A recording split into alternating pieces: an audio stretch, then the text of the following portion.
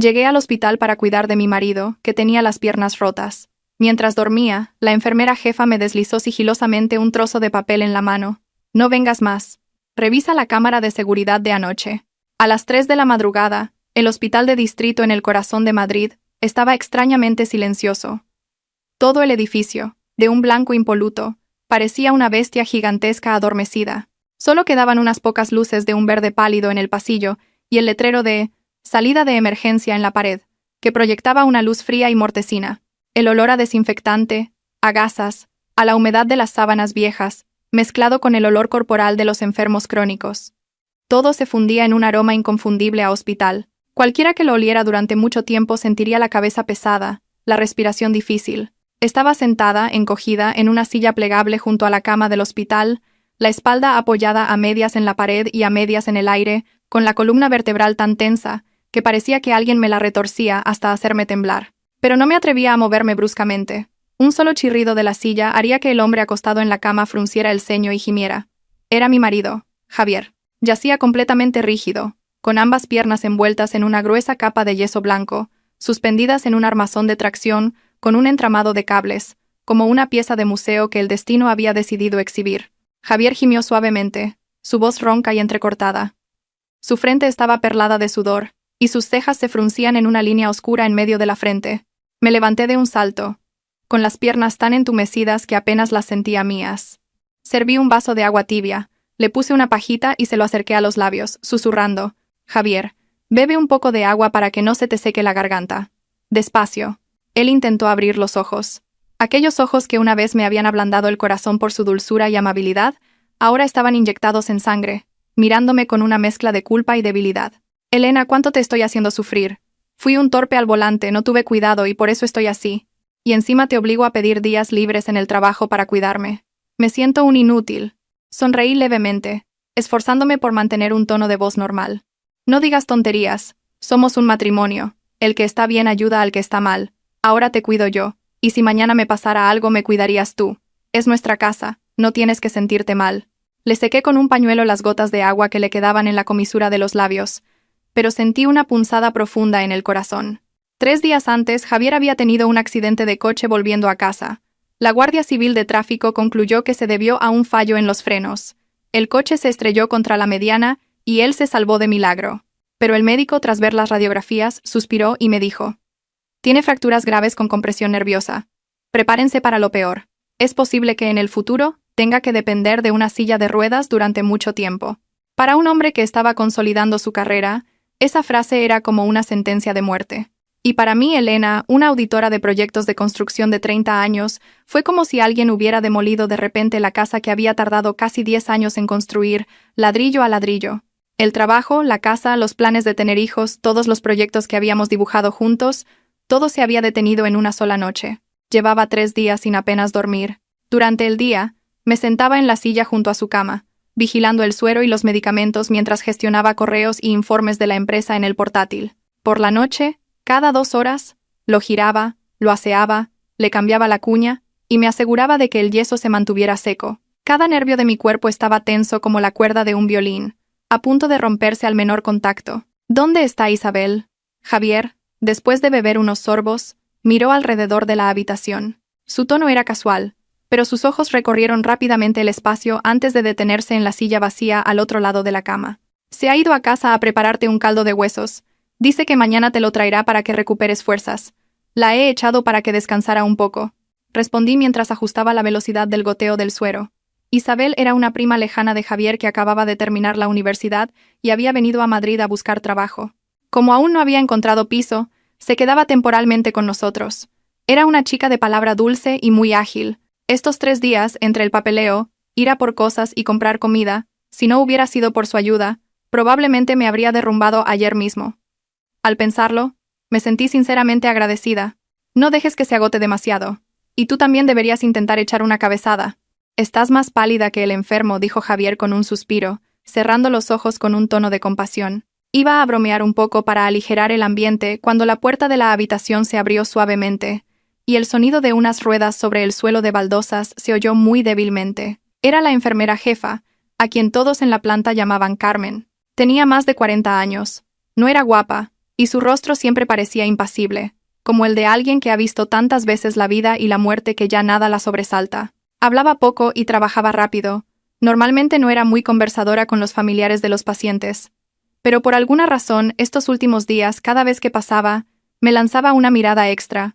No era una mirada de molestia, sino como si estuviera pensando en algo y luego lo descartara. Cama 7, cambio de medicación, dijo Carmen en voz baja al acercar el carrito a la cama de Javier, temerosa de hacer ruido. Me levanté rápidamente y me aparté. Muchas gracias, Carmen. ¿Qué trabajo? Ella no respondió. Se puso los guantes y levantó con delicadeza la manta para revisar el yeso y la sonda urinaria. Sus movimientos eran muy hábiles, pero su mirada era afilada como un cuchillo, recorriendo rápidamente el rostro de Javier, bajando por sus piernas y deteniéndose en la vía del suero. Familiar. Vaya a la sala de enfermeras y tráigame 2 bolsas de suero más. Esta está a punto de acabarse y ya no me quedan en el carrito. Se giró de repente hacia mí, con un tono que no admitía réplica. Me quedé un poco perpleja. Esas tareas menores solían hacerlas las enfermeras auxiliares, pero al ver su expresión seria, no me atreví a preguntar. Asentí y me dirigí hacia la puerta. Justo cuando pasaba a su lado, sentí algo pequeño y frío presionar mi mano. Un trozo de papel doblado fue introducido rápidamente en la palma de mi mano. La sensación, aguda y fría, me sobresaltó como si me hubiera pinchado una aguja. Estuve a punto de gritar, pero al levantar la cabeza vi a Carmen dándome la espalda, fingiendo ajustar la almohada de Javier. Su otra mano, oculta tras su espalda, hizo un gesto rapidísimo. El dedo índice sobre los labios, indicando silencio. El corazón se me encogió. El instinto de alguien que trabaja a diario con datos y cifras anómalas me hizo comprender de inmediato que algo no iba bien. No me di la vuelta ni me detuve. Apreté el trozo de papel en mi mano y salí directamente al pasillo. El pasillo estaba desierto a esa hora. Solo se oía el zumbido del aire acondicionado. Fui directa hacia el rincón del cuarto de los calentadores de agua, un ángulo muerto que las enfermeras llamaban en broma el escondite de las cámaras. Allí, la luz amarilla era tenue, lo justo para ver un rostro. Me apoyé en la pared y respiré hondo para que mis manos dejaran de temblar. El papel estaba arrugado y húmedo por el sudor. Lo abrí lentamente, pensando que podría ser una receta o una nota sin importancia. Pero las palabras garabateadas que aparecieron bajo la luz me dejaron helada. No vengas más. Revisa la cámara de anoche. Él está fingiendo dormir. Solo esas pocas palabras. La letra era apresurada, la tinta aún borrosa, pero para mí, fue como si alguien me hubiera arrojado un cubo de agua helada desde la cabeza. El cuero cabelludo se me adormeció. La palma de la mano se quedó fría. Las palabras, fingiendo dormir, danzaban ante mis ojos. ¿Qué significaba, no vengas más? ¿Quién fingía dormir? ¿Javier? ¿Revisar la cámara de anoche? ¿Qué había pasado anoche? Imagínense estar en esa situación. Tu marido, la persona a la que amas, ha sufrido un accidente, corre el riesgo de quedar discapacitado, y tú has dejado todo para cuidarlo en el hospital. Y de repente, en mitad de la noche, una persona tan fría como Carmen te desliza una nota así. Decir que no entré en pánico sería mentir.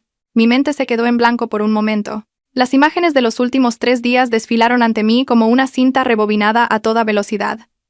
Javier siempre quejándose de dolor, sobre todo cuando me acercaba a sus piernas escayoladas, no me dejaba mirar bien las heridas, diciendo que era desagradable, que no mirara. Su teléfono, que nunca antes había tenido contraseña, ahora lo guardaba cada noche bajo la almohada y apagaba la pantalla rápidamente si llegaba un mensaje. Isabel, parecía que cada vez que ella entraba en la habitación, él gemía más, se mostraba más débil. En cambio, cuando estábamos solos, a veces sentía que le dolía un poco menos, pero él se esforzaba por cerrar los ojos y contener la respiración. Antes había ignorado esos detalles, pensando que eran paranoias mías. Pero ahora, bajo la luz amarillenta y con esas líneas en el papel, todo encajaba como piezas de un rompecabezas, formando una larga cadena que me apretaba la garganta. Me quedé inmóvil en el cuarto de los calentadores unos minutos más, hasta que el dolor de mis uñas clavándose en la palma de la mano me devolvió a la realidad. No te alteres. No solo era una esposa, era una auditora. Durante años, mi método había sido buscar pruebas ante cualquier anomalía, sin sacar conclusiones precipitadas. Con ese pensamiento, rompí el papel en pedazos diminutos, los tiré al inodoro y tiré de la cadena hasta que no quedó nada flotando. Luego me agaché y me eché agua fría en la cara. Al levantar la vista hacia el espejo, vi a una mujer con el rostro pálido, los ojos hundidos por el insomnio, pero en su mirada algo acababa de cambiar. La suavidad habitual había dado paso a un destello frío y afilado. Elena. Cálmate. Llorar, gritar, pelear. Ahora no resolverá nada. Necesitas la verdad, me dije en voz baja, con la voz ronca. Abrí el grifo, cogí las 2 bolsas de suero del estante y volví a la habitación como si nada. Al entrar, intenté mantener una expresión serena. Carmen, aquí tienes el suero. Carmen levantó la vista y me miró. En sus ojos vi claramente 2 cosas: compasión y determinación. Cogió la nueva bolsa, la colgó, revisó la vía una vez más y dijo en voz baja, como si fuera una casualidad: esta noche seguramente estará tranquilo. Aprovecha para descansar un poco. Si pasa algo, te avisamos. Asentí en agradecimiento, pero no me senté de inmediato. Me quedé mirando a Javier durante un buen rato. Volvía a estar inmóvil, con los ojos cerrados y la respiración regular. Cualquiera que lo viera pensaría que era un pobre marido con las piernas rotas, sufriendo en silencio, con su abnegada esposa a su lado. Pero en mi cabeza, después de esa nota, el rostro de Javier se había vuelto extrañamente desconocido, como una máscara muy bien pintada. Esta noche déjalo dormir. Mañana lo veremos todo con más claridad. Pensé para mis adentros, sin saber si me lo decía a él o a mí misma. Esa noche, por primera vez en 3 días, no me quedé despierta junto a su cama contando cada uno de sus gemidos. Me acosté en la silla plegable, me tapé con la manta y me quedé mirando el techo con los ojos abiertos de par en par. En mi mente solo una frase se repetía una y otra vez. Mañana, cueste lo que cueste, tengo que ver la grabación de la cámara del hospital. A la mañana siguiente, en cuanto asomaron los primeros rayos de sol, me levanté para correr las cortinas y reajustar la manta de Javier. Mi cuerpo estaba agotado, como si hubiera pasado por una larga fiebre, pero mi mente estaba extrañamente lúcida. En cuanto abrí los ojos, las palabras de la nota de Carmen volvieron a aparecer con total claridad. No vengas más. Revisa la cámara de anoche. Él está fingiendo dormir. Javier seguía inmóvil, con los ojos cerrados, los labios secos, frunciendo el ceño de vez en cuando como si sintiera dolor. Isabel entró con un caldo, lo dejó en la mesita, y al verme despierta, me saludó alegremente. «Elena, ¿ya estás levantada? Acabo de preparar un caldo de huesos para que Javier recupere fuerzas». «¿Seguro que no has dormido nada esta noche? Tienes unas ojeras enormes». Miré de reojo a Javier. Sus ojos seguían cerrados, pero sus hombros temblaron ligeramente, como si contuviera un gemido. Desde fuera, cualquiera vería una familia unida superando una desgracia. Si hubiera sido el día anterior, probablemente le habría sonreído a Isabel, agradecida, y me habría sentido reconfortada por tener una familia política tan considerada. Pero esa mañana, todo a través de mis ojos parecía distorsionado, como un espejo agrietado donde la luz se rompía en fragmentos afilados. Me pasé la mano por el pelo, intentando mantener un tono de voz normal. «Gracias, Isabel. Dentro de un rato tengo que pasar por la oficina. Me han llamado para firmar unos papeles urgentes. Quédate aquí con Javier, por favor. Si pasa algo, llámame».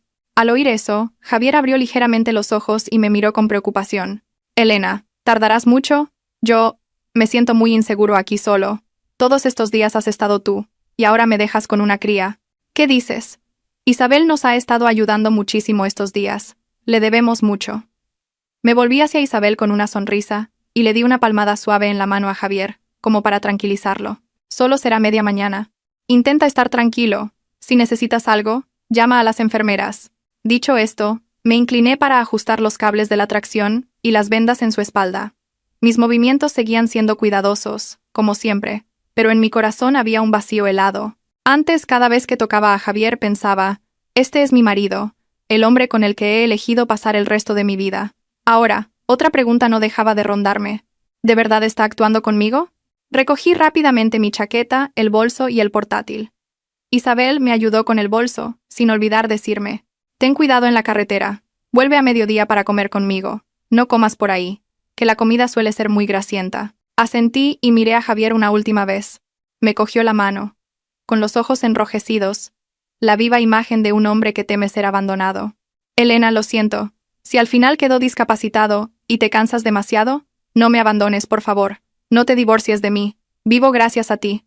Si hubiera sido antes, probablemente me habría echado a llorar, asegurándole apresuradamente que nunca lo abandonaría. Pero ahora solo sentía un nudo en la garganta. Solté mi mano de la suya, forzando una sonrisa. «¿Qué tonterías dices? Salgo un momento y vuelvo. Quédate quieto, no te muevas mucho o te dolerá más. Tienes a Isabel y a las enfermeras. Nadie te va a abandonar». Me di la vuelta y salí de la habitación. La puerta se cerró tras de mí con un suave clic, pero para mí sonó como la fractura que dividía una etapa de mi vida. En lugar de dirigirme a la salida del hospital, bajé al aparcamiento subterráneo. Era un espacio amplio, con luces tenues, que olía a gasolina en algunas zonas y a humedad y agua estancada en otras. Elegí un rincón apartado, aparqué junto a la pared, subí las ventanillas y eché el seguro. Solo en ese espacio cerrado me permití soltar un largo suspiro. Saqué el móvil y busqué el contacto de Alex, un compañero de la universidad, un par de cursos por debajo, que ahora trabajaba en ciberseguridad para una empresa de software. Le escribí un mensaje. Alex, necesito que me ayudes con algo personal. Es urgente y tiene que ser totalmente confidencial. Te pagaré lo que haga falta. Al otro lado, apareció el visto, en cuestión de segundos, típico de alguien que vive pegado a la pantalla. ¿Qué pasa, Elena? Dime. Con que me invites a unas cañas me vale. Me mordí el labio y tecleé. Necesito ver las cámaras internas del Hospital X, planta de traumatología, habitación 307, entre la 1 y las 3 de la madrugada de anoche. ¿Crees que hay alguna forma de acceder? Al enviar el mensaje, mi corazón latía con fuerza. Sabía que lo que estaba haciendo no era precisamente legal, pero también sabía que si no lo hacía, podría pasar el resto de mi vida en una terrible incertidumbre. Un momento después, Alex me llamó directamente. Elena, esto es gordo. Es un hospital público. El sistema no será fácil de romper, pero no es imposible. Dame el nombre exacto del hospital, la ubicación, una foto de la puerta de la habitación, y trataré de rastrear la IP interna. Pero, en serio, ¿estás segura de que quieres verlo? Hay cosas que, una vez vistas, no tienen vuelta atrás. Guardé silencio un instante.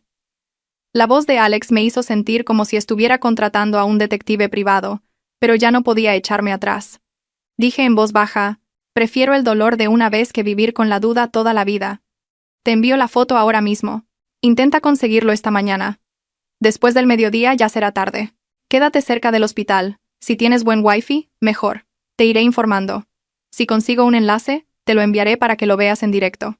No lo descargues. Podría dejar rastro. Colgué, con las manos temblorosas mientras abría la cámara para hacer una foto furtiva al cartel de la planta de traumatología, habitación 307, que había capturado de camino al aparcamiento. Después de enviarla, abrí el portátil, me conecté a internet usando mi móvil como punto de acceso y me senté con las piernas encogidas en el asiento del conductor, escuchando el zumbido del aire acondicionado del coche. El tiempo pasaba increíblemente lento. Cada minuto parecía una hora. Mientras esperaba, mi mente empezó a desempolvar viejos recuerdos. Recordé cuando empezamos a salir. Javier era un hombre atento, capaz de cruzar Madrid en moto desde Getafe hasta Chamberí, solo para traerme un tupper con comida porque había oído que estaba hasta arriba de trabajo en una obra. En aquel entonces, creía que aún quedaban muchos hombres sinceros en el mundo. Después de casarnos, montó una pequeña empresa de materiales de construcción y solía presumir con sus amigos. Mi mujer es auditora de proyectos. Es muy estricta. Como haga algo mal, me pilla enseguida. Una vez, se rió mientras me acariciaba la cabeza. Tranquila. El dinero lo llevas tú. Yo solo trabajo para fardar. Aquellas palabras en su momento me parecieron tan cálidas. En los últimos años, su negocio había ido a menos, y el dinero que entraba en casa era menor. Lo notaba más irritable, llegaba tarde más a menudo, oliendo a alcohol y a un tabaco que no era el suyo. Pero cada vez que le preguntaba me decía, los hombres de negocios tenemos que socializar. Conseguir proyectos es difícil ahora. No me lo pongas más complicado. Yo, agotada por mi propio trabajo, a menudo lo dejaba pasar, en parte por confianza y en parte porque pensaba que los celos infundados solo traerían problemas al matrimonio. Hasta hoy, sentada en el aparcamiento subterráneo de un hospital, aferrada a un portátil como si fuera un salvavidas, me di cuenta de que durante todo ese tiempo me había centrado en escudriñar las cifras de los planos y presupuestos, pero había olvidado examinar de cerca al hombre que dormía a mi lado. Pasó una hora, y luego otra. Mis ojos empezaban a escocer y mi cuello a dolerme por la postura. Justo cuando pensaba que Alex se había rendido, el teléfono vibró repetidamente. Apareció un mensaje. Elena, te envío un enlace. Solo podrás verlo durante media hora, luego se bloqueará automáticamente. Cuando lo veas, apaga todo el sonido exterior y usa auriculares. Y pase lo que pase, mantén la calma. No hagas ninguna locura. Te lo digo en serio. Respiré hondo. Conecté los auriculares al portátil, abrí el navegador e hice clic en el enlace. La pantalla se quedó en negro y, unos segundos después, apareció una imagen. Era una cámara de techo, con una vista cenital, en blanco y negro, pero lo suficientemente nítida. El ángulo cubría casi toda la habitación: la cama de Javier, la silla plegable donde yo solía dormir, la puerta, la mesita, en la esquina inferior izquierda, una marca de tiempo, habitación 307-158. Arrastré la barra de tiempo hasta las 2 de la mañana, la hora en que recordaba haberme sentido agotada. Javier me había suplicado que fuera a casa a ducharme y volviera temprano. La imagen era clara: una chica con el pelo recogido en una coleta y una chaqueta fina. Yo misma estaba recogiendo sus cosas. Se inclinaba para decirle algo a Javier y luego salía por la puerta. La puerta se cerró. La habitación quedó en silencio. Javier yacía inmóvil, como un cadáver. Apreté los puños, mis dedos temblaban sobre el trackpad. En mi interior, todavía quedaba una pequeña y frágil esperanza. Quizás Carmen se había equivocado.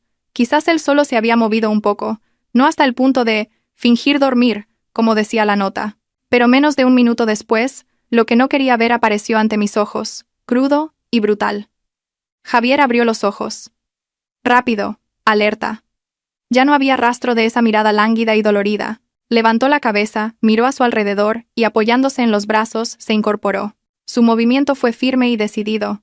Nada que ver con el de una persona con fracturas graves que debía permanecer inmóvil, como me había dicho el médico. Vi claramente cómo levantaba y bajaba sus piernas, a pesar del yeso, e incluso las giraba. Se estiró para coger el móvil que siempre escondía bajo la almohada y empezó a teclear, con una expresión de total comodidad. Un pequeño clac resonó en el coche. Era el bolígrafo que se me había caído de la mano. Me mordí el labio con tanta fuerza que noté el sabor metálico de la sangre, pero no aparté la vista de la pantalla. Unos minutos después, la puerta se abrió e Isabel entró con una bolsa grande, probablemente con comida. La cámara no captaba olores, pero fue como si el aroma a pollo frito y cerveza caliente atravesara la pantalla. Nada más entrar, Isabel sonrió de oreja a oreja. «Te he traído algo bueno. ¿Ya se ha ido Elena?» Javier, que ya no gemía, se echó a reír, con la voz clara. «Sí, acaba de irse. Joder, creía que me moría de hambre. 3 días a base de caldos y sopas insípidas. Venga, dámelo rápido». Cogió la bolsa y sacó una caja de pollo frito y varias latas de cerveza. Sus manos desgarraron un trozo de pollo con agilidad y se lo llevó a la boca, mordiendo con ganas. Nada que ver con la persona que apenas podía tragar cuando yo estaba allí. Isabel se sentó en el borde de la cama, se inclinó y le dio unas palmaditas en la pierna escayolada, riendo. «Come despacio, a ver si te atragantas.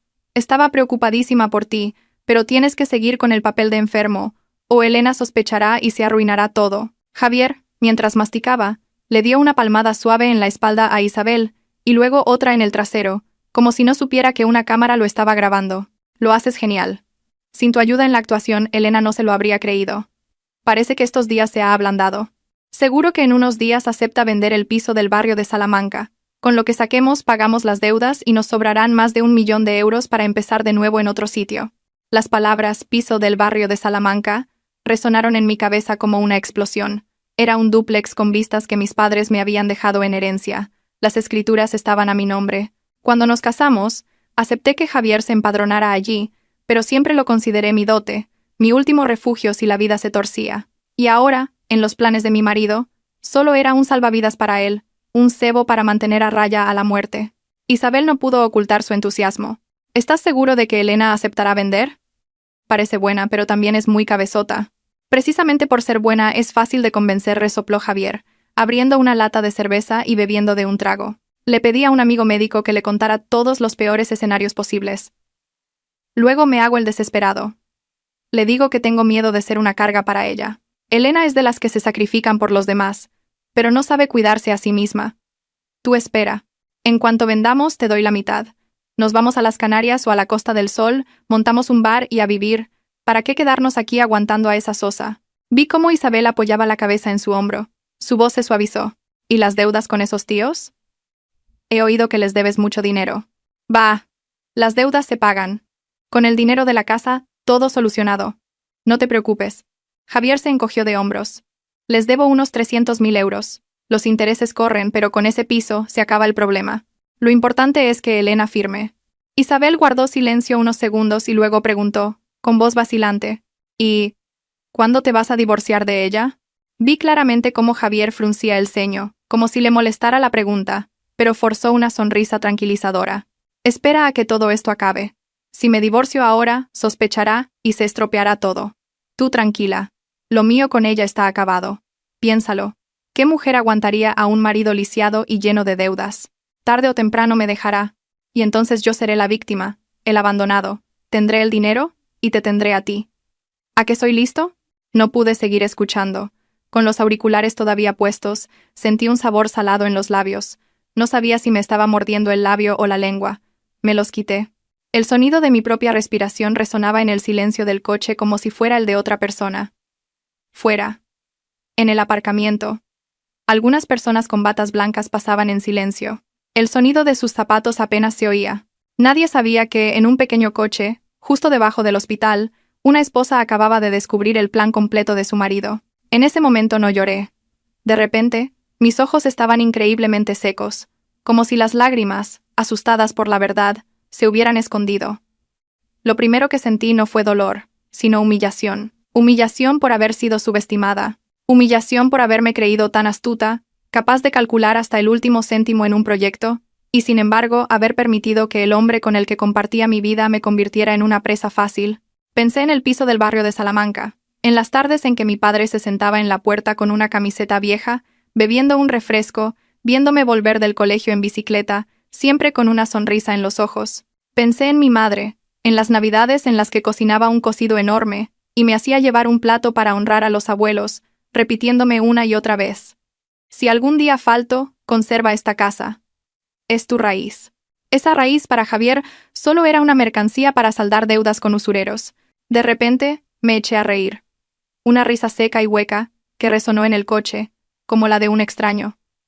Si alguien hubiera pasado por allí, habría pensado que estaba loca. Pero esa risa fue como un interruptor. De repente, mi mente pasó del pánico a una claridad absoluta. Abrí el móvil y le escribí a Alex: guarda el clip desde que salgo de la habitación hasta que entra Isabel y hablan. Todo lo que puedas. Yo lo guardaré por mi cuenta. Gracias, Alex. Te debo una muy grande. Alex respondió al instante: lo he descargado y he cortado el fragmento. Te lo envío por un canal seguro. Guárdalo bien, que nadie lo toque. ¿Necesitas que llame a alguien? Solo de oírlo, estoy que trino. Miré el mensaje y apreté los labios. No, estoy bien. Esto es asunto mío, lo resolveré yo misma. Por favor, no se lo cuentes a nadie. Como si nunca hubiera pasado. Después de enviarlo me erguí y me miré en el espejo retrovisor. El reflejo mostraba a una mujer con el pelo revuelto y los ojos hundidos, pero su mirada ya no temblaba. En ese instante, comprendí perfectamente que, a partir de ese momento, la Elena buena e ingenua de antes había muerto. Lo que quedaba era la Elena de las cifras, de los balances, de las auditorías frías y calculadoras. Solo que esta vez, lo que tenía que auditar no era un proyecto de construcción, sino el proyecto llamado Mi matrimonio. Me quedé en el coche mucho tiempo después de apagar el vídeo, no por miedo, sino para ordenar mis pensamientos. Las imágenes que acababa de ver ya no me asustaban. Eran solo datos, una prueba clara e irrefutable. Y cuando todo se reduce a datos, para mí, siempre hay una forma de proceder. Me sequé la cara, me arreglé la chaqueta y arranqué el motor. En lugar de volver a la habitación del hospital como le había prometido a Javier, salí del aparcamiento y conduje directamente a casa. La ruta familiar de repente me pareció extraña. Las hileras de árboles, la cafetería donde Javier y yo solíamos sentarnos, la pastelería donde le compraba su dulce favorito los fines de semana, todo se quedaba atrás en el espejo retrovisor, como una vieja película que rebobinaba para saltarme las partes dolorosas. Al llegar a casa, el silencio era abrumador. Las zapatillas de Isabel estaban desordenadas en la entrada, la chaqueta de Javier seguía colgada en el perchero y su colonia aún flotaba en el aire. Me quedé de pie en medio del salón un momento antes de cerrar la puerta con llave. El clic, aunque suave, resonó en mi interior como una frontera que acababa de cerrarse. Lo primero que hice fue abrir la caja fuerte del dormitorio. Dentro estaban las escrituras del piso de Salamanca, una cuenta de ahorros a mi nombre y varios documentos importantes de mis padres. Lo saqué todo y lo metí en un bolso grande.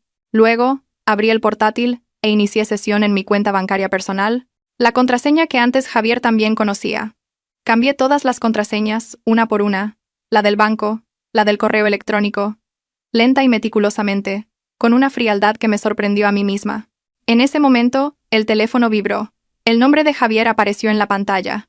Lo miré unos segundos antes de contestar, esforzándome por mantener la voz suave. Acabo de llegar a casa a por más cosas para ti. Vuelvo enseguida. Elena, has tardado mucho. Estaba preocupado, la voz de Javier sonaba débil. Como siempre. Isabel me ha dicho que aún no habías vuelto. Sonreí levemente. La casa estaba muy desordenada. He recogido un poco. Tú descansa, no te muevas. Aguanta un poco más el dolor, que ya vuelvo. Vale, intenta volver pronto. Me siento muy solo aquí. Colgué, y una media sonrisa se dibujó en mis labios. Si no fuera por ese vídeo, a estas horas estaría volviendo a toda prisa, preocupada por su dolor, temiendo que Isabel fuera torpe. Pero ahora, cada palabra que decía sonaba como un guión bien ensayado. Cogí otro teléfono y llamé a Alex. Alex, necesito un último favor. Investiga las deudas de Javier del último año. Préstamos, apuestas, lo que sea. Empresas, nombres personales, cuentas a su nombre, lo que puedas encontrar. Alex guardó silencio 2 segundos y luego dijo, de acuerdo, pero esto requerirá rastrear varias fuentes. Sospecho que está metido en préstamos de usura, porque hace unos días me llegaron alertas sobre alguien con su nombre. Me pondré a ello. Colgué y me senté en el sofá, apoyando la espalda en la pared.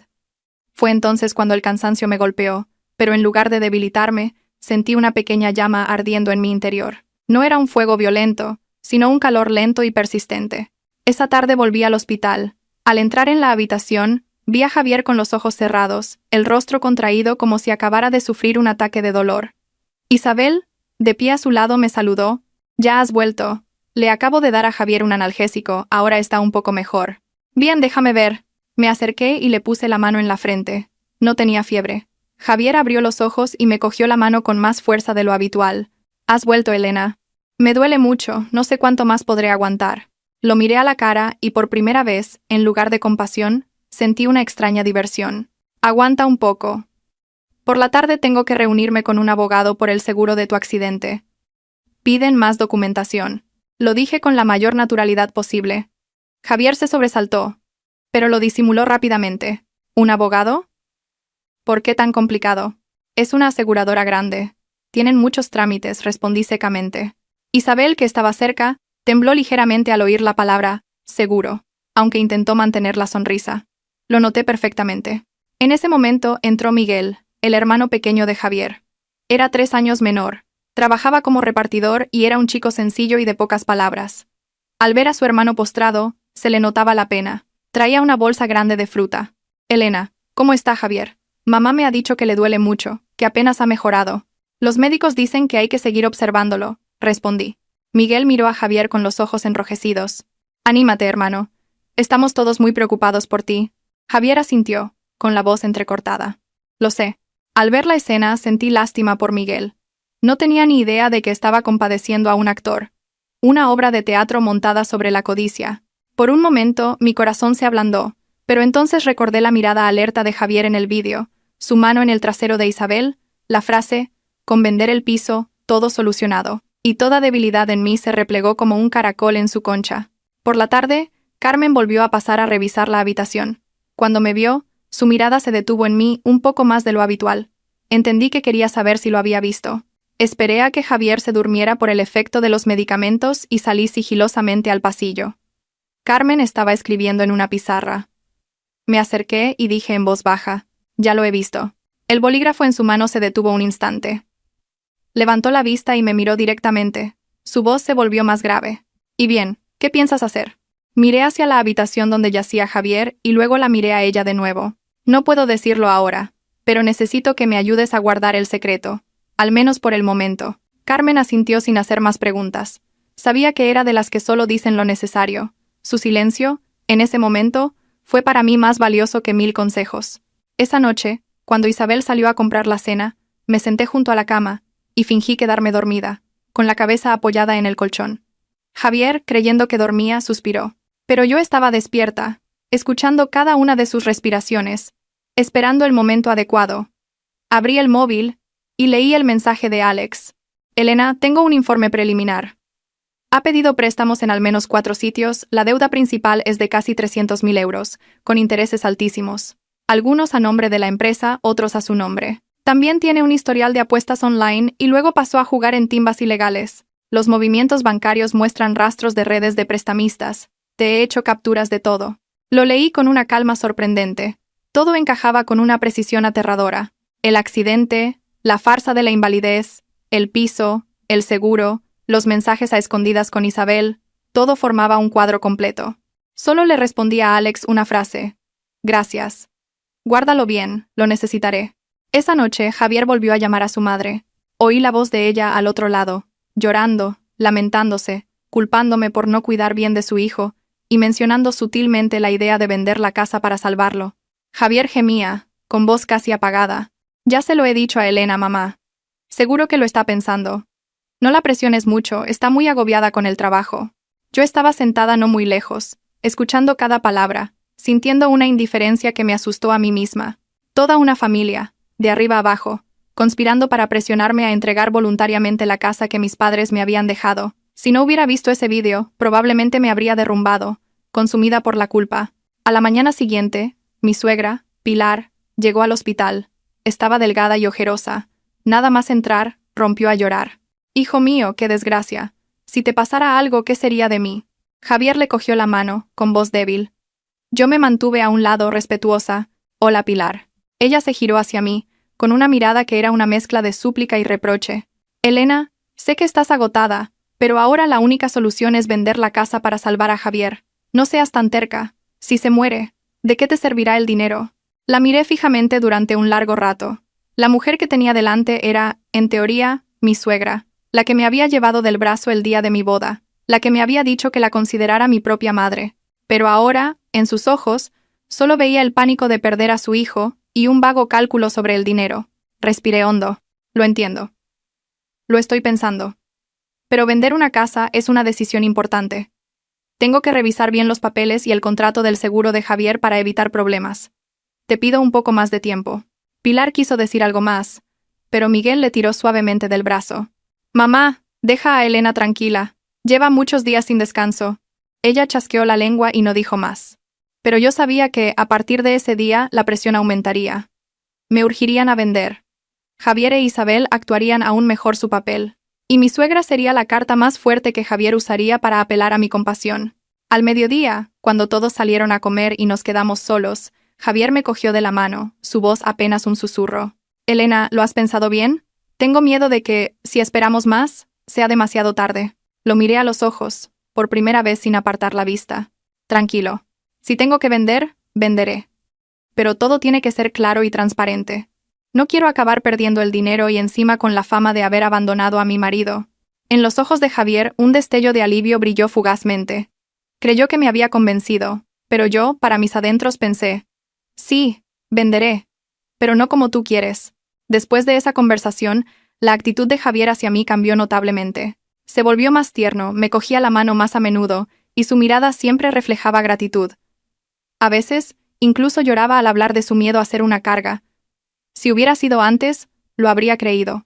Pero ahora, cada lágrima que derramaba me traía a la mente la imagen de él comiendo pollo frito, bebiendo cerveza y dándole una palmada en el trasero a Isabel. Lo veía actuar y mi corazón se sentía como el hielo. Mi suegra venía al hospital casi a diario. Ya no me hablaba con dureza, sino que había adoptado un tono más suave.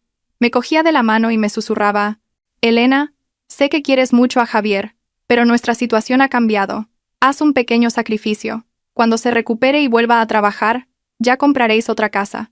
Yo solo asentía para que me dejara en paz. Miguel, en cambio, cada vez que visitaba a su hermano, se quedaba en un rincón en silencio, observándolo durante largo tiempo, como si quisiera decir algo pero se contuviera. Una vez, mientras lo acompañaba a la salida, me cogió del brazo y me dijo en voz baja: Elena, últimamente veo a mi hermano muy raro. A veces entro de repente y está callado como un muerto, pero otras veces lo oigo hablar por teléfono con una voz totalmente normal. Ten cuidado, por favor. Lo miré, y mi corazón se conmovió. Desde fuera, parecía que estaba sola y acorralada, pero resultó que alguien más había notado las anomalías. Gracias, Miguel, fue todo lo que pude decir. Esa noche, Isabel volvió muy tarde. Al entrar en la habitación, olía a un perfume extraño. Javier la miró de reojo. Yo lo vi todo. Isabel dejó un plato de sopa en la mesa y dijo en voz baja: Elena, mañana por la mañana tengo que ir a entregar unos currículums. Quizás estos días no pueda venir tanto a cuidar de Javier. Espero que lo entiendas. Asentí. Claro. Eres joven, tienes que pensar en tu futuro. Aquí estamos yo y las enfermeras. Isabel bajó la cabeza, sin mirarme. Se encogió cuando la mano de Javier apretó la suya durante un segundo y luego la soltó. Mis ojos se enfriaron. Sabía que tenía miedo. Miedo de que yo me diera cuenta. Miedo de que todo saliera a la luz. Y cuando la gente empieza a tener miedo, es más fácil que cometa errores. Esa noche, cuando la habitación quedó en silencio, abrí el archivo que me había enviado Alex. Había recopilado un informe completo sobre las deudas de Javier, incluyendo transferencias a cuentas vinculadas con el juego, y una grabación de audio que había conseguido de uno de los prestamistas. La voz de Javier sonaba desesperada, prometiendo conseguir el dinero como fuera en un plazo de 15 días. Al escucharlo cerré los ojos. El plazo que me estaban dando para vender la casa era, en realidad, para salvarle la vida de esos prestamistas. Sabía que no podía alertarlos. Si Javier se enteraba de que lo sabía todo, podría hacer una locura. Tenía que interpretar mi papel a la perfección, el de la esposa dispuesta a sacrificarlo todo por su marido. A la mañana siguiente le dije a mi suegra: lo he pensado mucho. Si vender la casa puede salvar a Javier, lo haré. Pero necesito hablar con el banco y con una inmobiliaria para hacerlo bien y conseguir un buen precio. No quiero malvenderla. Mi suegra se alegró visiblemente. Eso está muy bien, hija. Gracias. Javier se pondrá muy contento. Se giró hacia la cama, cogió la mano de Javier y rompió a llorar. Hijo, tu mujer ha aceptado vender la casa. Lucha por vivir, no te dejaré morir. Javier, al oírlo, pareció recuperar fuerzas y sus ojos se llenaron de lágrimas. Elena, eres mi salvadora. Aunque me muera, nunca olvidaré tu generosidad. Sonreí e incliné la cabeza. No digas tonterías. Lo hago por nuestra familia. Pero en mi interior, una voz fría resonó. Sí, por nuestra familia. Pero no la que tú te imaginas. Por la tarde, me excusé diciendo que tenía que ir a casa a buscar unos papeles y salí temprano del hospital. De camino, me detuve en un despacho de abogados situado en un callejón tranquilo. El abogado, el señor Martín, era alguien con quien había trabajado en una disputa contractual.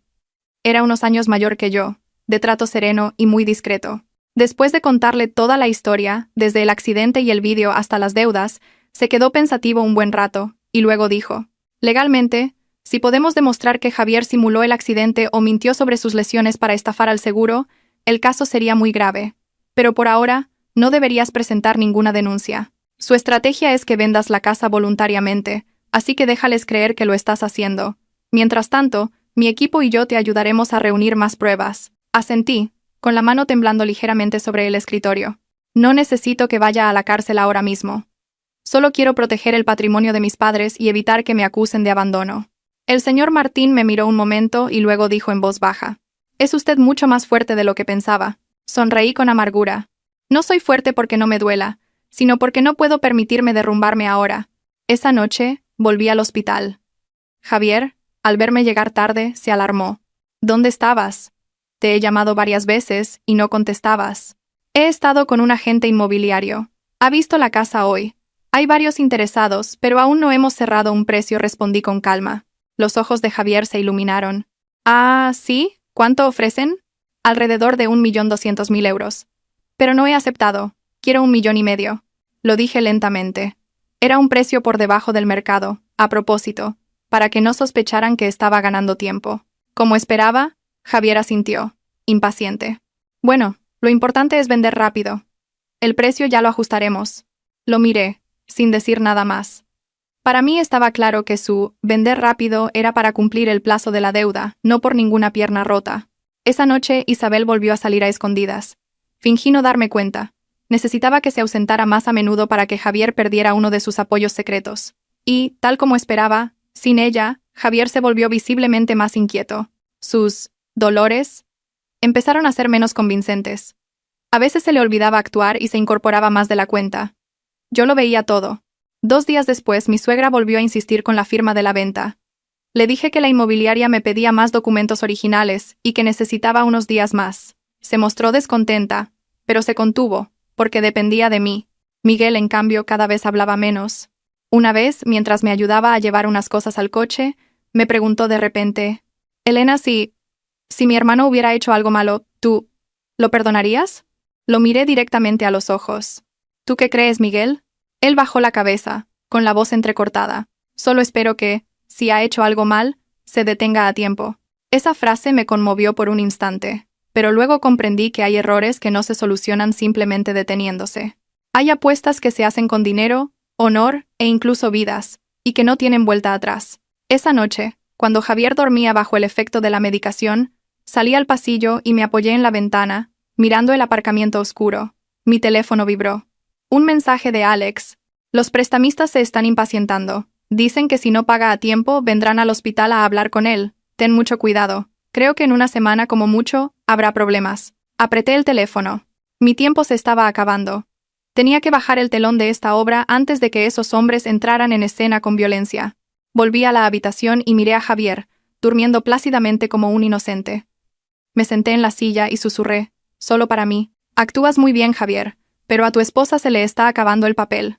A la mañana siguiente pedí el día libre en el trabajo para quedarme en el hospital, no para cuidar de Javier, sino para esperar el momento oportuno. Me sentía como alguien en una habitación a oscuras, con la mano en el interruptor, esperando el instante exacto para encender la luz y revelarlo todo. Javier, al verme allí todo el día, se alegró visiblemente. Actuó mejor que nunca. Cada vez que alguien entraba gemía de dolor, me cogía la mano y decía con voz débil, «Elena, no me dejes, solo te tengo a ti». Mi suegra sentada a su lado se secaba las lágrimas. Miguel, apoyado en la puerta, observaba la escena con ojos llenos de duda. Y yo, en silencio, interpretaba a la perfección mi papel de esposa abnegada, hasta el punto de que a veces me daba asco mi propia capacidad de aguante. Cerca del mediodía, Isabel volvió. Nada más entrar, sus ojos recorrieron la habitación. Al verme sentada allí, se quedó paralizada. Le sonreí, con total serenidad. ¿Ya has vuelto de la entrevista? Sí, sí. Me han dicho que me llamarán, tartamudeó. Javier la miró con impaciencia. Comprendí que echaban de menos sus conversaciones privadas. Decidí dejarlos con esa necesidad un poco más. Por la tarde llamé al señor Martín. Señor Martín, he hecho todo según el plan. Los prestamistas han empezado a moverse. Creo que vendrán esta noche o mañana. La voz del abogado se volvió grave. Ya he contactado con la policía. En cuanto me dé la señal, intervendrán. Recuerde mantener la calma. No deje que la provoquen. Miré a través del cristal de la habitación donde Javier sonreía débilmente a su madre. Respondí en voz baja. Estoy más tranquila que nunca. Colgué y guardé el teléfono. Ya no tenía miedo, solo una certeza. Había llegado la hora del final. Sobre las 7 de la tarde, cuando las visitas empezaban a escasear y mi suegra se preparaba para irse, Javier me cogió la mano con fuerza. Elena. ¿Qué tal lo de la venta de la casa? Lo miré a los ojos. Mañana por la tarde he quedado en la notaría para firmar las arras. Si todo va bien, en 3 días firmamos la venta definitiva. Los ojos de Javier brillaron. Mi suegra también se alegró. ¡Qué bien, hija! Ya me quedo más tranquila. Miguel, que había permanecido en silencio, preguntó en voz baja. Elena, ¿estás segura de que no hay ningún problema? Asentí. No te preocupes. Pasadas las 8, cuando la habitación se había quedado en silencio tras el cambio de medicación, la puerta se abrió de golpe. Entraron 3 hombres desconocidos. No parecían familiares de ningún paciente. Tenían una mirada fría y una actitud amenazante. La atmósfera se tensó al instante. El que iba delante miró a su alrededor y luego fijó sus ojos en Javier. Señor Javier, hemos venido a visitarle. Javier palideció por un segundo y luego empezó a gemir. ¿Qué hacen aquí? Estoy gravemente herido. Mi mujer está a punto de vender la casa para pagarles. Mi suegra se levantó, asustada. ¿Quiénes son ustedes? Esto es un hospital, no pueden entrar así. Uno de ellos sonrió con desdén. Solo hemos venido a saludar a un conocido, señora. No se preocupe. Sus ojos se detuvieron en mí. Di un paso al frente, con calma. Si buscan al señor Javier, digan lo que quieren. Soy su mujer. El hombre enarcó una ceja. ¿Así que usted es la esposa? Mejor. Su marido nos debe casi 300.000 euros de capital, más los intereses. Nos prometió pagar en 15 días. El plazo está a punto de vencer. Solo queremos una respuesta clara. ¿Cuándo pagan? La habitación se sumió en un silencio sepulcral. Mi suegra, temblando, se giró hacia Javier. Javier, les debes tanto dinero. ¿Por qué no me lo dijiste? Javier tartamudeó, sudando profusamente. Solo pedí un poco para el negocio. Elena, diles que vamos a tener el dinero pronto. Lo miré, mi voz tan tranquila que resultaba gélida. Tranquilo. Habrá dinero, sí. Pero no saldrá de la venta de mi casa. Todos se quedaron helados. Los 3 hombres me miraron con recelo. ¿Qué quiere decir? Saqué el móvil y pulsé un botón. En la pantalla del televisor de la pared apareció la grabación de la cámara de seguridad de aquella noche. Las imágenes eran nítidas. Javier, incorporándose, usando el móvil, comiendo pollo, bebiendo cerveza. Isabel a su lado. Y sus voces, hablando de vender la casa, de las deudas, de engañarme, resonando claramente en la silenciosa habitación. Mi suegra gritó: «Dios mío, ¿qué es esto? Javier, ¿qué has hecho?». Miguel se quedó petrificado. Isabel, pálida como un fantasma, retrocedió hasta la pared, y Javier ya no pudo gemir más. Se incorporó de golpe, aterrorizado, golpeando la cama con sus piernas supuestamente rotas. «Elena, escúchame, puedo explicarlo». «Es un malentendido». «¿Un malentendido?». Sonreí con amargura. ¿Un malentendido sobre fingir una lesión para que venda mi casa? ¿O un malentendido sobre tu plan con Isabel para usar mi dinero y pagar tus deudas? Los tres prestamistas se miraron entre sí. El líder asintió, sonriendo. Vaya, no sabía que el señor Javier fuera tan valiente. Me giré hacia ellos. El dinero que les debe es por apuestas y préstamos personales. Yo no tengo nada que ver, pero ya he hablado con mi abogado y con la policía. Todas estas pruebas ya han sido enviadas. Si causan más problemas aquí, no será solo él quien salga perdiendo. El hombre me miró fijamente durante un largo rato y luego se echó a reír. De acuerdo. No nos meteremos en sus asuntos familiares. Pero señor Javier, la deuda sigue ahí. Esta es la última oportunidad que le damos. Se dieron la vuelta y se fueron, sin decir una palabra más. La habitación se hundió en un silencio abrumador. Mi suegra, llorando, golpeaba el pecho de Javier. «Me has arruinado la vida, hijo. ¿Cómo has podido llegar a esto?». Miguel miró a su hermano con una decepción infinita. «Hermano, ¿has engañado a tu mujer y a tu madre por dinero?». Isabel, temblando, se arrodilló en el suelo. «Elena, lo siento, me equivoqué. Javier me convenció, no sabía que llegaría a esto». Javier me miró, y por primera vez vi su verdadera naturaleza: miedo y desesperación. «Elena, te lo ruego, no me dejes. He cometido un error». Lo miré durante un largo rato. Ya no sentía ira, ni el dolor del principio, solo un profundo cansancio. «No me has fallado una vez. Me has fallado desde el momento en que decidiste mentir, desde el instante en que pusiste la casa de mis padres en tu partida de póker. Entre nosotros, ya no quedaba nada que salvar». Me giré hacia mi suegra. Mi voz era lenta. «Pilar, he hecho todo lo que he podido por esta familia, pero a partir de hoy, ya no soy su nuera». Mi suegra se quedó sin palabras y se desplomó en una silla. Miré a Miguel. «Siento no haber podido mantener una buena imagen de tu hermano». Miguel guardó silencio, con los ojos llenos de lágrimas. Entonces me di la vuelta. A mis espaldas oí llantos, súplicas, gemidos, pero mis pasos no se detuvieron. La obra de teatro de Javier había terminado, y mi vida, esta vez, la reescribiría con mis propias manos.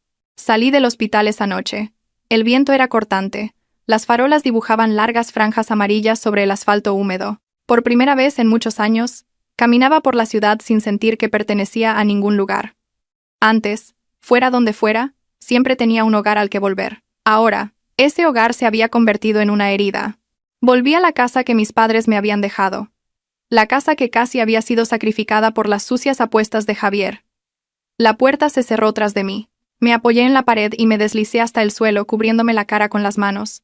Toda la fortaleza que había mostrado en el hospital se desvaneció. Las lágrimas cayeron, no porque aún quisiera a Javier, sino por compasión hacia mí misma, por todos los años de estupidez que había vivido. A la mañana siguiente, me levanté muy temprano y llamé al señor Martín. Fui tajante.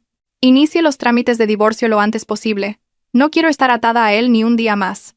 El abogado guardó silencio un momento, y luego respondió: «No se preocupe. Con todas estas pruebas, el divorcio y la división de bienes serán muy claros. No tendrá que asumir ninguna de sus deudas». Asentí, aunque él no podía verme. Lo que necesitaba ahora no era ganar en un papel, sino trazar una línea definitiva para salir de la vida de Javier. Al mediodía, Miguel vino a mi casa. Esperó un buen rato en la puerta antes de llamar al timbre. Cuando abrí, tenía la cabeza gacha. «Elena, lo siento. No sabía que Javier era así. Si lo hubiera sabido», lo miré con una mezcla de tristeza y afecto. «No te culpo, Miguel. Tú no has hecho nada malo. El error fue suyo». Miguel vaciló. «Mamá, pasó la noche en el hospital llorando. Se arrepiente mucho de haberte presionado. Me ha pedido que venga a disculparme en su nombre». Me quedé en silencio un momento. Al pensar en el rostro afligido de mi suegra, no podía odiarla del todo. No era mala, solo estaba ciega por el amor a su hijo. «Dile a tu madre que no le guardo rencor. Pero lo que ha pasado entre Javier y yo, ya no tiene vuelta atrás». Miguel se secó los ojos con la manga. Solo espero que a partir de ahora encuentres la paz. Sí, yo también lo espero. Después de ese día, no volví al hospital. Delegué todos los trámites legales en mi abogado. No quería volver a ver a Javier, ni escuchar más explicaciones de ese hombre. Ya había entendido todo lo que necesitaba entender. Una semana después, recibí una llamada de un número desconocido. Era mi suegra. Elena, hija, perdóname. Me equivoqué. Confié ciegamente en mi hijo y te hice sufrir. Ahora me doy cuenta de que la que más ha sufrido has sido tú. Su voz temblaba, entrecortada. Guardé un largo silencio antes de responder. Pilar, no la culpo. Pero no puedo volver. Estoy demasiado cansada. Al otro lado de la línea, su voz se quebró y solo se oyeron sollozos. Colgué, con el corazón pesado. Hay dolores que no nacen del odio, sino de la imposibilidad de volver atrás. El día del juicio, trajeron a Javier en un furgón policial. Estaba mucho más delgado. Su rostro ya no tenía la arrogancia de antes. Cuando me vio, un destello de esperanza brilló en sus ojos. Elena, sé que me equivoqué. Pídele al juez que me dé una oportunidad. No lo miré. Miré directamente al juez y leí mi declaración con voz serena. Cada palabra fue como un corte limpio, seccionando lo poco que quedaba entre nosotros. La sentencia de divorcio se dictó rápidamente. Nuestra relación matrimonial quedó oficialmente disuelta. No tuve que asumir ninguna deuda. La casa seguía siendo mía. El resto de la vida de Javier ya no tenía nada que ver conmigo. Al salir del juzgado, respiré hondo. El cielo de ese día era increíblemente azul. Tan azul que sin darme cuenta, sonreí. El cielo siempre había estado ahí, solo que durante todos estos años había olvidado cómo levantar la cabeza para mirarlo. Un mes después, me mudé, no por miedo a los recuerdos, sino porque quería empezar de nuevo en otro lugar. Pedí un traslado a una nueva sucursal. El trabajo intenso me impidió perderme en viejos pensamientos. Una tarde, al salir del trabajo, me encontré con Isabel en la puerta de un supermercado. Estaba mucho más delgada, su rostro sin el maquillaje de antes. Al verme, se quedó paralizada. «¿Elena?», asentí, sin sorprenderme. «Lo siento. No espero que me perdones. Solo quería decir que me equivoqué de verdad». La miré, sin rencor. Lo que había pasado superaba el límite del resentimiento. «Eres joven. Cometes un error. Pagas por él. Tómatelo como una lección y no vuelvas a equivocarte». Isabel rompió a llorar asintiendo repetidamente. Me fui sin mirar atrás. Para mí, Isabel ya era parte del pasado, nada más. Esa noche, me senté sola en el balcón de mi nuevo apartamento, bebiendo una taza de té caliente y viendo cómo el tráfico disminuía. Soplaba una brisa suave y mi corazón estaba extrañamente en calma. Ya no había dolor punzante, ni ira, ni remordimiento. Solo un vacío ligero, como el cielo después de una tormenta, con algunas nubes finas. Sabía que aún no me había recuperado del todo, pero también sabía que iba por el buen camino. La vida es dura, pero también es justa. Me quitó un marido, pero me devolvió a mí misma. Una persona mucho más lúcida y fuerte que antes. Después de mi encuentro casual con Isabel, pensé que mi corazón estaba lo suficientemente tranquilo como para no ser perturbado por más olas del pasado. Pero la vida rara vez te suelta tan fácilmente. Una mañana de lunes, al llegar a la oficina, la recepcionista me dijo que alguien de la familia de mi exmarido quería verme. Mi corazón dio un vuelco. Un mal presentimiento me recorrió fugazmente. La persona que estaba frente a la puerta de mi despacho era mi exsuegra. Estaba mucho más delgada que la última vez que la vi. Su pelo era casi completamente blanco. Su espalda estaba encorvada. Y sus ojos, ya arrugados, ahora reflejaban un profundo cansancio. Al verme, pareció querer decir algo, pero se contuvo. Después de un largo rato, finalmente habló. «Elena, ¿podemos hablar un momento?». Guardé silencio unos segundos y luego asentí. Ya no estaba enfadada con ella, pero tampoco sentía la cercanía para llamarla mamá, como antes. Nos sentamos en una pequeña cafetería frente a la oficina.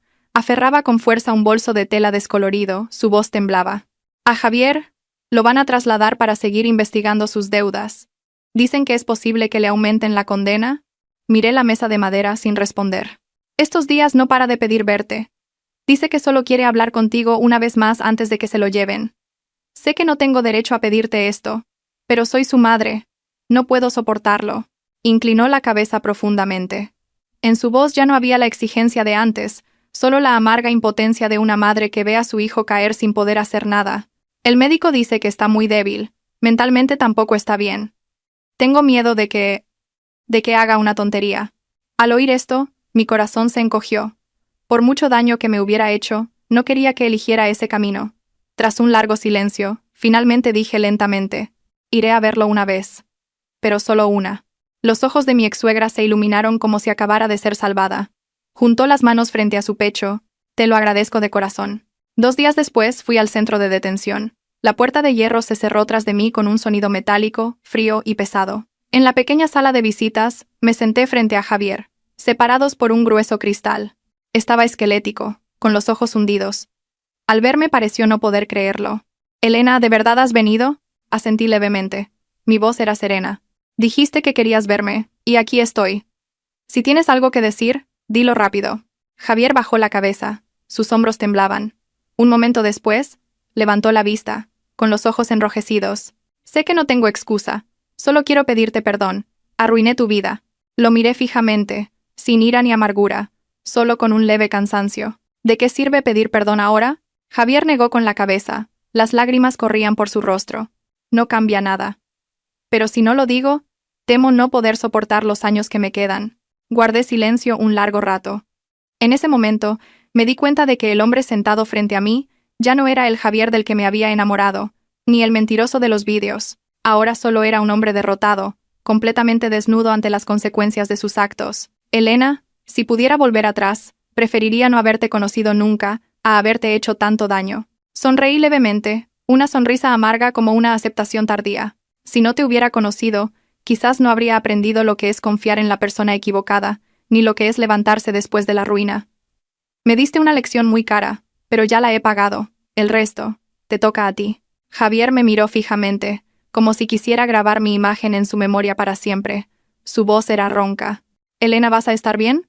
Por supuesto, respondí secamente. Me levanté, puse la mano sobre el cristal y dije mis últimas palabras. «Acabemos aquí, Javier. Ya no te guardo rencor, pero tampoco puedo volver atrás».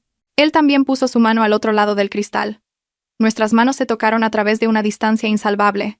Me di la vuelta, sintiéndome increíblemente ligera. Al salir del centro de detención, el sol de la tarde me calentó el rostro. Acababa de cerrar por completo un capítulo de mi vida. El tiempo que siguió fue tranquilo. Mi trabajo era estable. Me ascendieron a un nuevo puesto. Con más presión pero también más gratificante.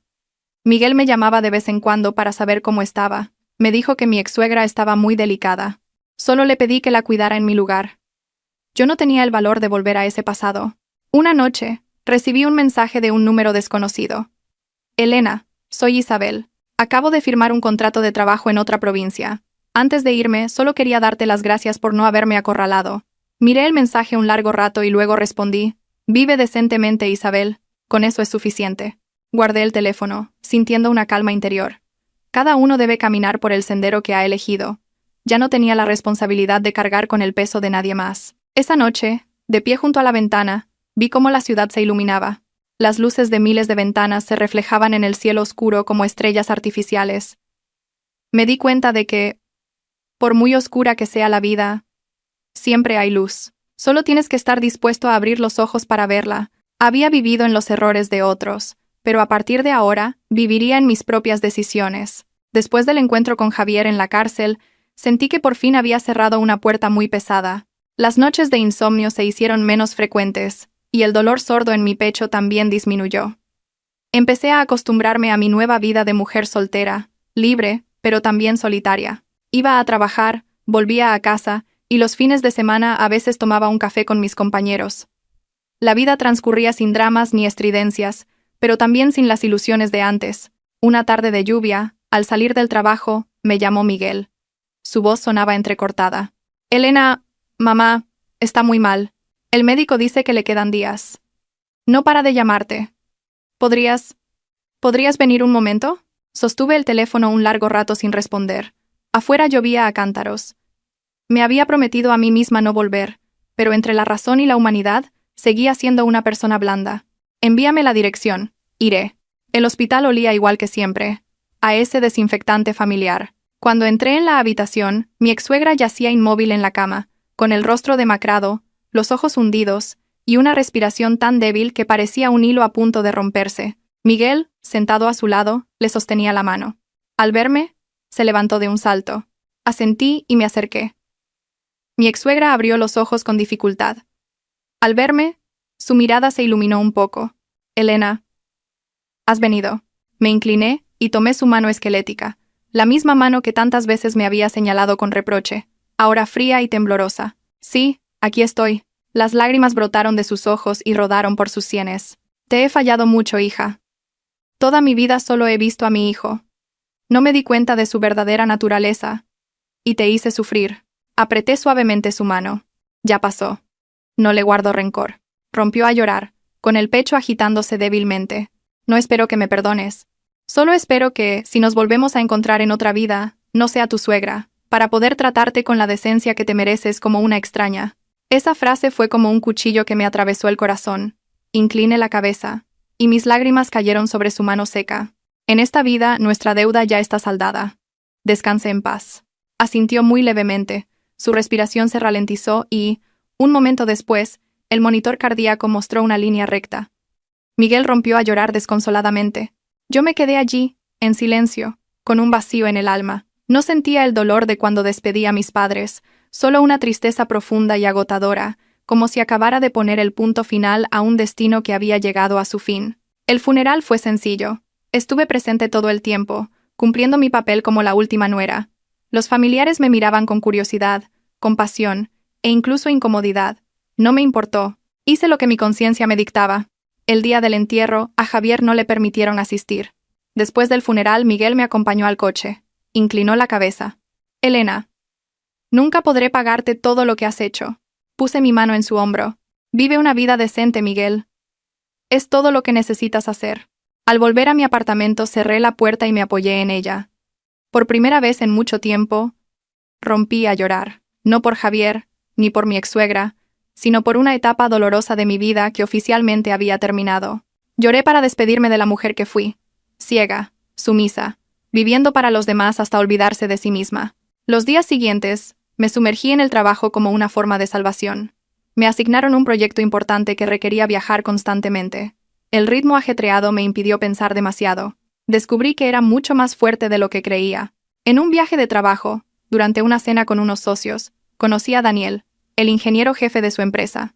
Era un hombre de conversación moderada y mirada serena. No fue entrometido ni curioso sobre mi vida personal, solo hablamos de trabajo, de la vida, de cosas normales. Al despedirnos, sonrió. Ha sido un placer hablar con usted.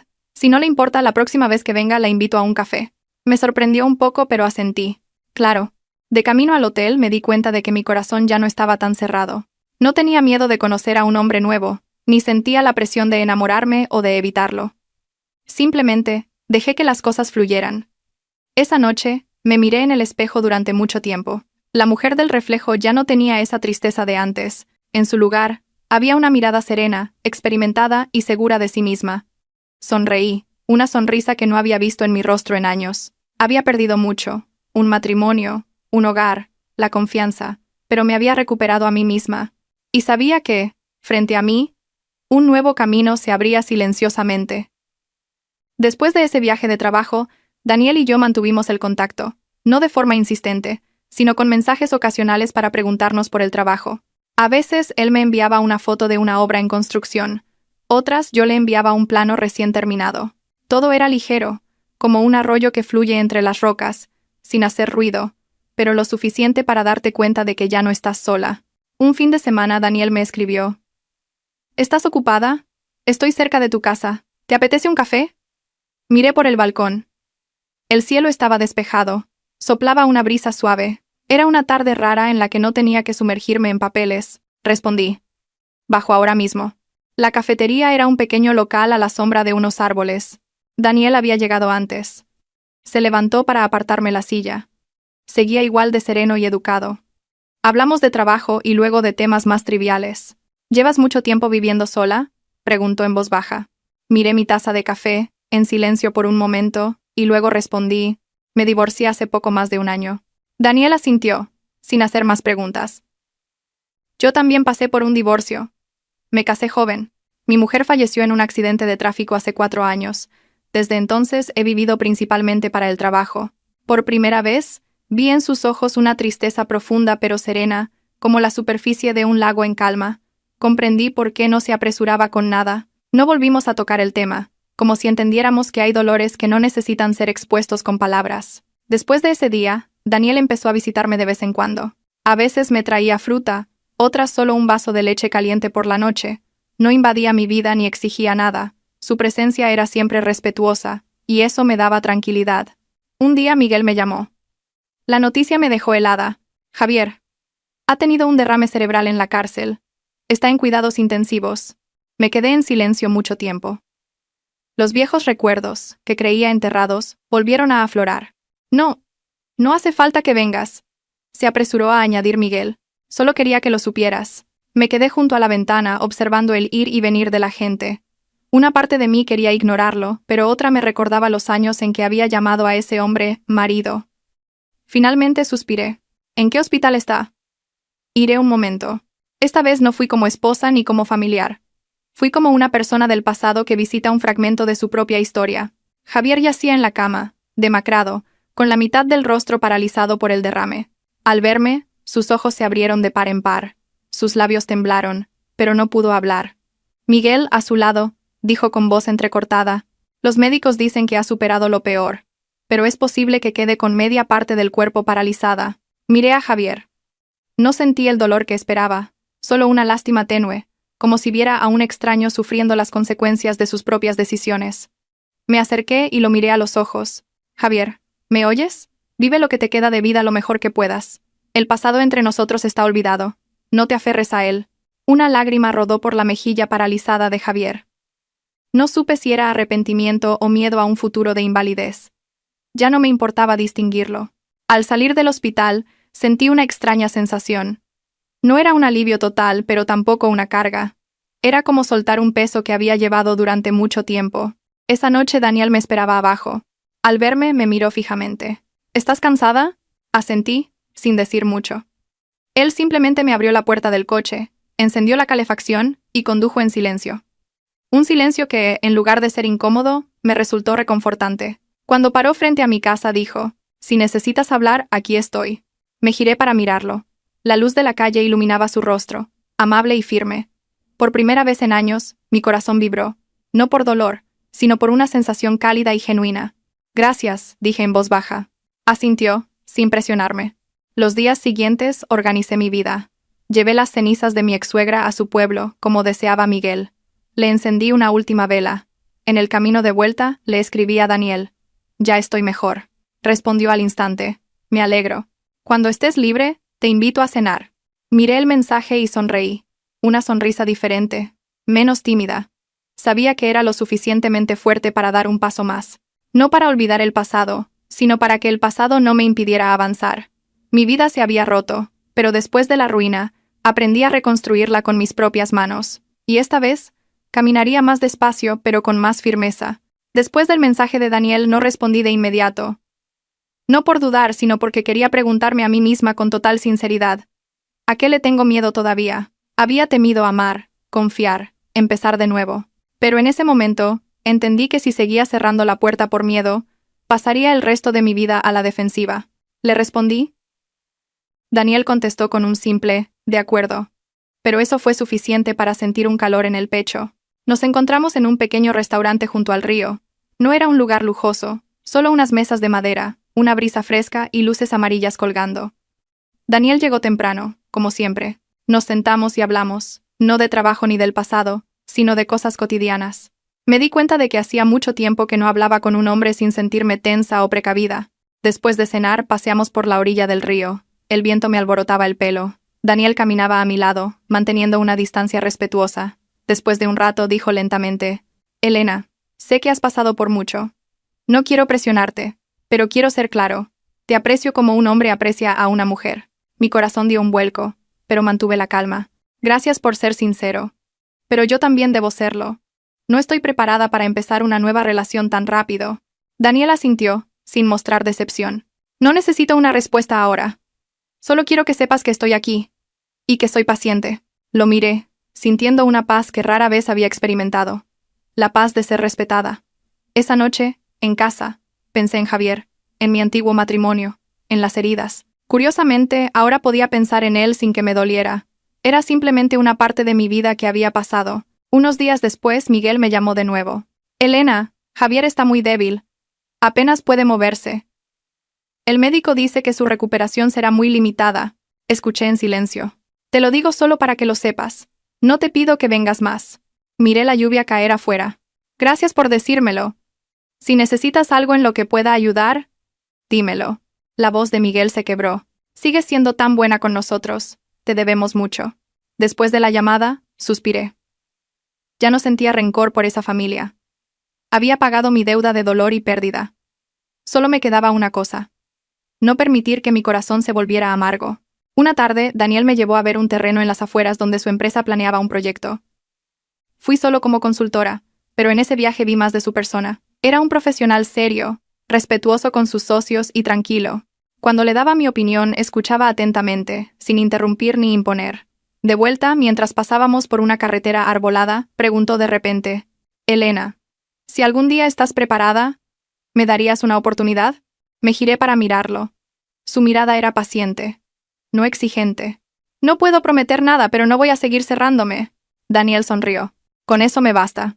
Después de eso, nos vimos más a menudo, pero siempre con mesura.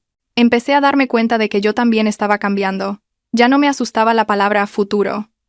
Aprendí a vivir despacio, a saborear cada momento, y lo más importante, aprendí a confiar de nuevo. Con cautela pero sin cerrazón. Una tarde, fui a visitar la tumba de mis padres. Encendí una varilla de incienso y me arrodillé. Susurré, como si hablara conmigo misma. Papá, mamá, ya lo he superado. Ya no soy la mujer débil de antes. Esa noche, Daniel me recogió. Sentí una extraña calidez. Entre un hombre que había perdido tanto como él y una mujer que había sido tan herida como yo, no nos apresuramos. Caminamos uno al lado del otro, lenta y sinceramente. No sabía qué nos depararía el futuro, pero 10 años después, si miraba hacia atrás, sabía que no me arrepentiría de haberme dado la oportunidad de vivir de otra manera. El tiempo pasó lentamente, como un río tranquilo. Daniel y yo no nos llamábamos novios, ni le poníamos nombre a nuestra relación. Simplemente estábamos ahí, el uno para el otro, lo suficiente para no perdernos, pero sin agobiarnos. Me sentía en paz de una manera nueva, no porque tuviera a alguien a mi lado, sino porque yo misma ya no temblaba ante los cambios. Una mañana de invierno Miguel me llamó. Su voz era grave. Elena, Javier, ha fallecido. Me quedé de pie junto a la ventana, apretando el teléfono. Afuera, las hojas amarillas caían. Sabía que este día llegaría, pero aún así, mi corazón dio un vuelco. ¿Cuándo ha sido? Esta madrugada. El derrame empeoró, no pudieron hacer nada. No lloré. Solo sentí un silencio interior, como el que se siente ante una tumba que ya esperabas. ¿Vas a venir a despedirte?, preguntó Miguel, con voz vacilante. Guardé silencio unos segundos. Sí, iré, no como exesposa, sino como alguien que compartió un tramo de su vida con él. El funeral de Javier fue pequeño. Cuando entré, Miguel me vio y sus ojos se enrojecieron. Me cogió la mano con fuerza. Gracias por venir, asentí. En la fría sala, Javier yacía en paz. Lo miré durante mucho tiempo, sin ira ni amor, solo con una vaga sensación de pena por una vida que se había desviado sin poder volver. Encendí una varilla de incienso y susurré para mis adentros. A partir de hoy, nuestra deuda está saldada. Al salir, Daniel me esperaba en silencio. No preguntó nada, solo me ofreció un pañuelo al ver mis ojos enrojecidos. Su presencia silenciosa me calmó. ¿Estás bien? Sí. Solo he cerrado otra puerta. Después del funeral, todo terminó de verdad. Miguel se fue a su pueblo a cuidar de las tumbas de su madre y su hermano. Un tiempo después, Daniel me llevó a conocer a su madre. Era una mujer amable que me recibió con una sonrisa. Tú debes de ser Elena. Daniel habla mucho de ti. Durante la comida, nadie preguntó por mi pasado. Al despedirnos, su madre me cogió de la mano. Has pasado por mucho. Considera esta tu casa. Solo esa frase hizo que se me llenaran los ojos de lágrimas. Hacía mucho tiempo que nadie me hablaba con tanta bondad. De vuelta, Daniel preguntó, ¿te has sentido presionada? Negué con la cabeza. No, tú y tu madre me hacéis sentir muy segura. Daniel sonrió. Solo quiero que te sientas en paz a mi lado. Esa noche, en casa, me miré en el espejo. La mujer que veía era diferente a la de años atrás. Más cauta, pero también más fuerte.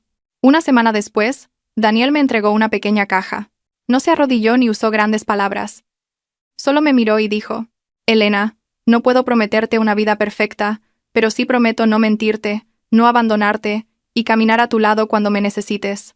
Si algún día estás lista para dar otro paso, quiero ser yo esa persona. Dentro de la caja había un anillo sencillo. Lo sostuve en la mano, sintiendo una confianza lenta pero firme. No respondí de inmediato. Dame un poco más de tiempo. No porque no confíe en ti, sino porque quiero dar este paso sintiéndome completa. Daniel asintió, sin decepción. Puedo esperar. Guardé la caja en un cajón. No por dudar de mis sentimientos por Daniel, sino porque aún quedaba en mí un miedo profundo a equivocarme de nuevo. Una tarde, Miguel me llamó para decirme que había abierto un pequeño taller de reparación de motos en su pueblo. Su voz sonaba más ligera. Quiero vivir más despacio, Elena. Aquí, aunque gano menos, estoy más tranquilo. Me alegré por él. Después de tantas tormentas, finalmente había encontrado su propio ritmo. Esa noche le escribí a Daniel. Mañana estoy libre. Si quieres, nos vemos. Me llevó a las afueras, a un camino de tierra junto a un campo recién segado. El aire olía a paja seca y a tierra. Caminamos en silencio. Daniel, dije finalmente. ¿Alguna vez te has arrepentido de esperar tanto a alguien? Él reflexionó un momento. A veces, en la soledad, me lo he preguntado, pero luego pienso que el precio de agarrar la mano equivocada por miedo a estar solo es mucho mayor. Prefiero esperar a la persona correcta que precipitarme con la incorrecta. Sus palabras tocaron algo muy profundo en mí. Me detuve y lo miré. No quiero empezar una relación por miedo a la soledad. Solo quiero hacerlo cuando me sienta verdaderamente segura. Él asintió. Lo sé, y lo respeto. Saqué la caja del bolso y se la devolví. No puedo decir que sí ahora mismo. Pero quiero darte las gracias por haber llegado a mi vida con tanta decencia. No quiero que esperes en vano. Daniel abrió la caja, miró el anillo y luego a mí. No parecía triste. Sonrió. Aún así quiero seguir esperando, si me lo permites. No con este anillo, sino con mi presencia en tu vida. En ese momento, me di cuenta de que ya no tenía miedo a la palabra esperar. Porque esta vez, el que esperaba no exigía, y la que era esperada no se sentía presionada. De acuerdo, dije en voz baja. Sigamos caminando juntos, sin prisas. Él asintió, con una sonrisa serena. Y así, mi vida continuó, en una calma que nunca había conocido. La primavera de ese año llegó lentamente. Una tarde, Daniel y yo estábamos sentados en el porche de su casa. Su madre nos trajo té. Me miró y sonrió. Hija, cuando quieras, esta casa siempre estará abierta para ti, sin importar quién seas. Esa noche, al volver a casa, abrí el cajón y saqué la caja. El anillo brillaba suavemente bajo la luz. Comprendí que hay promesas que no necesitan ser dichas. Todavía no me lo puse, pero por primera vez, no sentí miedo al pensar en el día en que podría hacerlo. El día de mi boda con Daniel fue sencillo. Invité a mis compañeros más cercanos y a Miguel. No quise que hubiera nadie de la familia de Javier, no por rencor, sino para que fuera un día ligero, sin sombras del pasado. Durante la ceremonia, la madre de Daniel me cogió de la mano. A partir de ahora, vive en paz. Lo que pasó, déjalo atrás. Asentí. Con mi sencillo vestido blanco, recordé a la mujer que fui. La que se derrumbó en un hospital. La que aguantó una vida de mentiras. Comprendí que el camino hacia la paz no es olvidar, sino mirar de frente las heridas y seguir caminando sin temblar. Nos mudamos a una pequeña casa que Daniel había comprado. No era lujosa, pero cada noche, la luz amarilla se filtraba por la ventana. Se oía el tintineo de los cubiertos, y había alguien esperándome. Con eso, era más que suficiente. A veces, todavía soñaba con Javier, pero ya no lloraba. En mis sueños, pasaba a mi lado como un extraño. Entre nosotros, ya no había deudas ni ataduras. Una mañana, mientras tomaba té en el porche, Daniel puso su mano en mi hombro. Elena. Nunca te pregunto por tu pasado. Pero quiero que sepas algo. Agradezco que hayas sido lo suficientemente fuerte para llegar hasta aquí. Tomé su mano. Y yo agradezco que hayas esperado. Nos miramos, sin necesidad de más palabras. En la vida hay pérdidas que no se pueden reemplazar. Perdí un matrimonio, la confianza, años de mi juventud. Pero a cambio, aprendí a mantenerme en pie, a valorar la decencia y a confiar en la persona correcta en el momento adecuado. Si aquel día no hubiera revisado esa cámara, si no me hubiera atrevido a enfrentar la verdad, quizás hoy seguiría viviendo en un sueño falso. Y si no hubiera tenido el valor de soltar el pasado, nunca habría alcanzado este presente sereno. Al final, entendí algo muy simple. La felicidad no es no haber sufrido nunca una ruptura. La felicidad es, después de la ruina, atreverse a creer, a vivir y a amar una vez más, con un corazón que ha conocido el dolor, pero que ya no guarda rencor.